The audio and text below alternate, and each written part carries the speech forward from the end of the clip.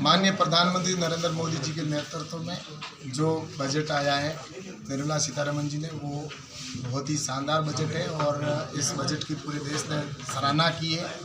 और ये बजट सर्वस्पर्शी है।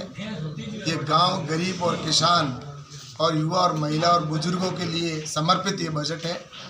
और इस बजट से मैं कह सकता हूँ कि आने वाले समय के अंदर हम भारत को जो आत्मनिर्भर बनाने की दिशा में ले जाना चाह रहे हैं, उस दृष्टि से बजट को भी बढ़ाकर पेश किया गया है।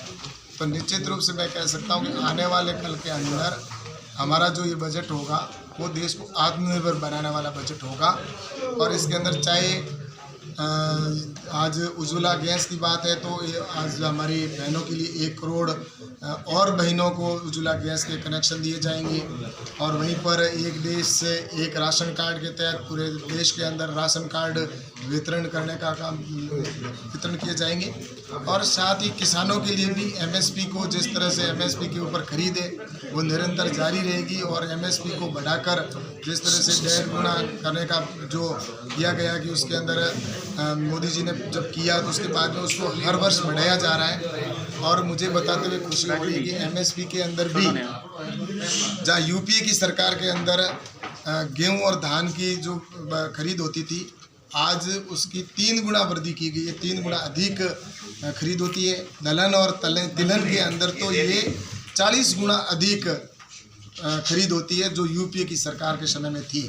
और कपास के अंदर तो ये लगभग 2500 गुना वृद्धि हुई है। तो इस तरह से ये सारा जो बजट के अंदर, चाहे गांव हो, गरीब हो, किसान हो, हर वर्ग के लिए ये बजट है। इसके अंदर शिक्षा के अंदर भी, स्वास्थ्य के अंदर भी विशेष ख्याल रखा गया है। स्वास्थ्य के अंदर भी जो बजट है उसको 137% बढ़ाकर प्रस्तुत किया है।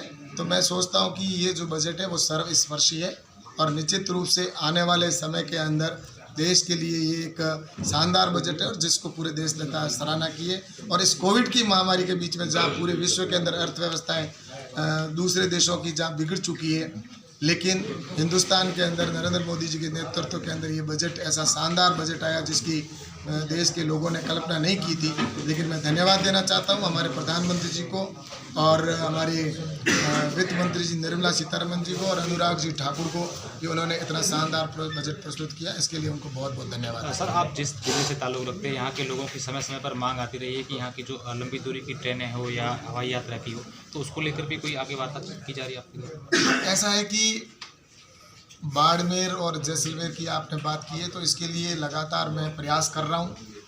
और एयरपोर्ट की बात है तो बहुत जल्दी बाड़मेर के अंदर एयरपोर्ट का काम प्रारंभ हो जाएगा और जिससे कि हवाई यात्रा समय पर शुरू हो सके। तो इस दृष्टि से ज़मीन अलॉटमेंट की कार्रवाई हो चुकी और आगे इस काम को आगे बढ़ाया जाएगा। वहीं ट्रेन की बात है तो ट्रेन के अंदर इतने जिस गति के साथ काम चल रहा था, लेकिन कोविड की वजह से मैं मानता हूं कि कुछ ट्रेनें जो आनी थी वो नहीं यहाँ पहुँच पाई। लेकिन अब मुझे विश्वास है कि आने वाले समय में जो ट्रेनें हैं उनकी संख्या भी बढ़ाई जाएगी। और जो हमारे क्षेत्र की मुख्य मांग है कि बॉम्बे की एक ट्रेन हो, तो उसके लिए भी मैं प्रयासरत हूँ और बहुत जल्दी बाड़मेर से बॉम्बे की ट्रेन भी प्रारंभ होगी।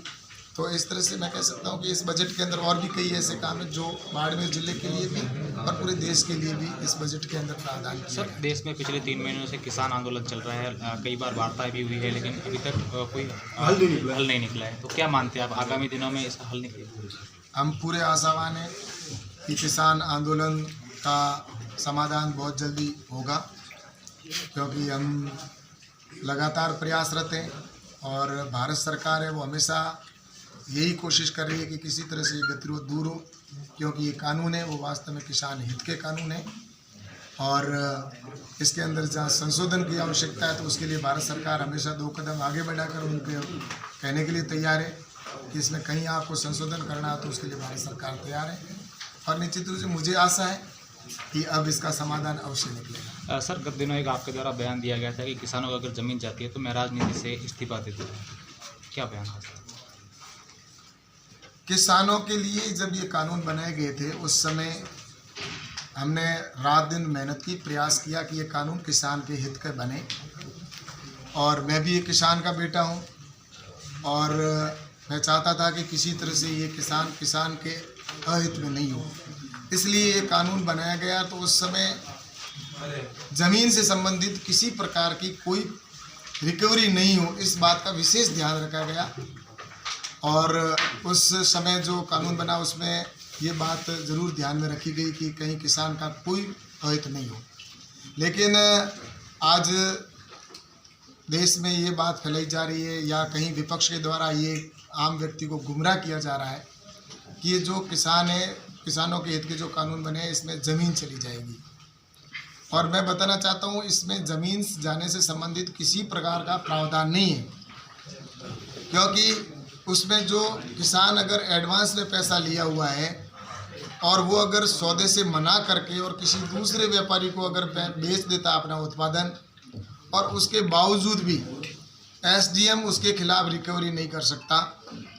एसडीएम के अंदर इसमें हमने ये प्रावधान किया है कि अगर व्यापारी सौदे से मना करता है तो उसके व्यापारी के खिलाफ कानूनी कार्रवाई होगी। वहीं किसान अपने एग्रीमेंट से मना कर देता है तो उसके खिलाफ किसी प्रकार की कानूनी कार्रवाई नहीं हो सकती, और ना ही उसकी ज़मीन कुर्क की जा सकती है, ना ही उसकी संपत्ति को कुर्क किया जा सकता है। तो इसलिए मैं कह सकता हूँ जब ज़मीन से जाने से संबंधित कोई प्रकार का किसी प्रकार का इसमें प्रावधान भी नहीं रखा गया, और दूसरा ये भी प्रावधान किया गया कि इसके अंदर जो एग्रीमेंट होगा, जो समझौता होगा वो सिर्फ फसल का होगा, ज़मीन के संबंध में इसका कोई समझौता नहीं होगा। जब करारी फसल का होगा तो फिर ज़मीन शब्द कहाँ से आ गया? मैं लगातार पिछले 4 महीने से ये सुनता आ रहा हूँ। मुझे बड़ा दुख होता है कि देश के अंदर विपक्ष किस तरह से गलत बात को फैला रहा है कि देश के किसान की ज़मीन चली जाएगी। मैं आज भी बड़ी ईमानदारी के साथ मैं कहता हूँ कि इस कानूनों की वजह से अगर किसान की 1 इंच ज़मीन चली जाए तो मैं हमेशा के लिए राजनीति छोड़ दूँ, क्योंकि प्रधानमंत्री माननीय नरेंद्र मोदी जी के नेतृत्व के अंदर किसान का कभी अहित नहीं हो सकता। नरेंद्र मोदी जी ने अपना जीवन देश के लिए समर्पित कर दिया, इसलिए नरेंद्र मोदी जी के नेतृत्व में ये जो सरकार है निश्चित रूप से किसानों के हित के ये कानून लाई है। किसान को 2022 तक किसान की इनकम डबल करना है, ये हमारा लक्ष्य है, और इसीलिए हमने कृषि का बजट इतना बढ़ाया है।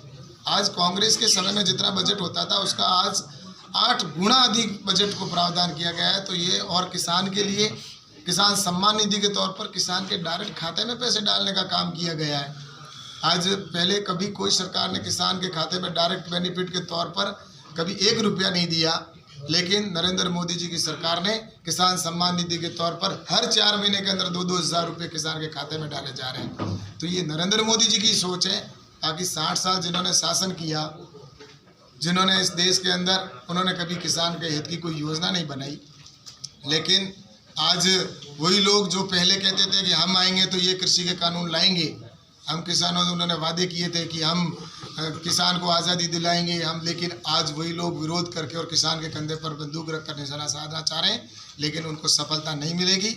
मैं आज भी कहता हूं कि इस कानून के अंदर ऐसा कोई प्रावधान नहीं है जिससे ज़मीन से जाना से संबंधित कोई शब्द हो। ये सिर्फ गलत भ्रामक प्रचार किया जा रहा है और मेरे देश के किसानों को गुमराह करने की एक बहुत बड़ी साजिश रची जा रही है।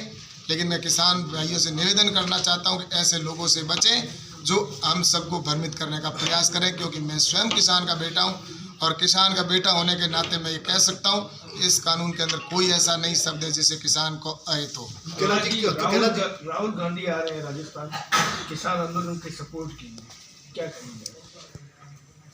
राहुल गांधी जी पहले तो अपने खुद के भाषण सुने जो वो संसद के अंदर बोले, और उस समय उन्होंने कहा था अपने भाषणों के अंदर कि देश के किसान को अपने उत्पादन को बेचने की आज़ादी क्यों नहीं है, अपनी मंडी से बाहर क्यों नहीं बेच सकता, उसे आज़ादी मिलनी चाहिए।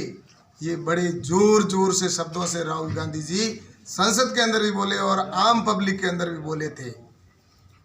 और अपने घोषणा पत्र के अंदर राहुल गांधी जी ने कहा था कि अगर हम सत्ता में आए तो हम आने वाले समय में ये APMC का एक्ट जो कृषि के ये 3 कानून हैं, ये कानून हम लाएंगे।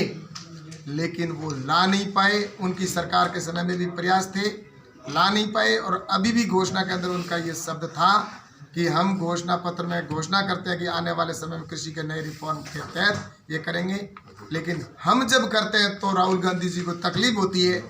और जैसा कि आपने देखा होगा सीए के कानून के अंदर भी यही हुआ, और उसके अंदर ऐसा कुछ नहीं था।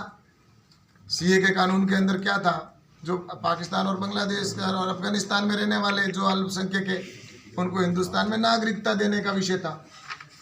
और ये पहले से ही होता आया है, पहले भी जो हिंदुस्तान में आते थे उनको नागरिकता मिलती थी, लेकिन हमने जब किया तो उनको तकलीफ। विपक्ष को तो हर उस काम का विरोध करना है जो नरेंद्र मोदी जी अच्छे काम करते जा रहे हैं, जिसमें राहुल गांधी जी भी बढ़ चढ़कर उसकी शुरुआत करते हैं।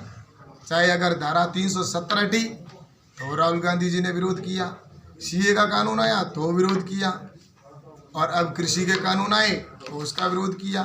तो मैं ये कह सकता हूँ कि राहुल गांधी जी पहले किसान कृषि को समझे और उसके बाद में किसानों की बात करें, क्योंकि राहुल गांधी जी ने तो इस देश के अंदर जो किसानों का इतना अच्छा रिफॉर्म अब आया है, इसका विरोध करके मैं सोचता हूं कि निश्चित रूप से ये किसानों के उस आंदोलन के अंदर मैं कह सकता हूं कि आग में घी डालने का काम कर रहे हैं। बाकी किसान के हित की योजना जो बनी वो अटल बिहारी जी वाजपेयी जी के समय में किसान क्रेडिट कार्ड और केसीसी प्रारंभ हुई, और फसल बीमा योजना प्रारंभ हुई, और उसके बाद में नरेंद्र मोदी जी की सरकार के अंदर ये नए रिफॉर्म आए। बाकी कांग्रेस ने हमेशा राजनीति की, और उस राजनीति के अंदर मैं सोचता हूँ कि इस समय राहुल गांधी जी को वो सफलता नहीं मिलेगी, क्योंकि अब वो हाशिए पे पहुंच चुके हैं, देश के अंदर कोने के अंदर आकर बैठे, देश ने इनको नकार दिया है। अकेला जी 26 जनवरी के बाद राकेश जी के आंसुओं ने आंदोलन को घातक रूप दे दिया, क्या कहते हैं आप इसके ऊपर? मैं तो एक ही चीज़ कहता हूँ कि ये आंदोलन है, इसके अंदर अगर कहीं पर भी किसी को कानूनों में अगर शंका है तो उसके लिए समाधान करने के लिए भारत सरकार तैयार है। आइए बैठें, आपको कहीं अगर लगता है कि इसके अंदर संशोधन करने की आवश्यकता है तो करेंगे, लेकिन रिपील करने की बात है तो आज तो ये कानून कह रहे हैं कि ये कानून वापस लो, कल कहेंगे धारा 370 है उसको वापस करो, फिर इस तरह से तो कहेंगे 302 से मर्डर केस है उसको भी हटा दो। तो कानून बनाने का काम है, तो संसद के अंदर जो कानून पास हुए उसमें अगर कहीं किसी का अहित होता है तो निश्चित रूप से भारत सरकार तैयार है, और आइए बैठकर इसका समाधान करेंगे।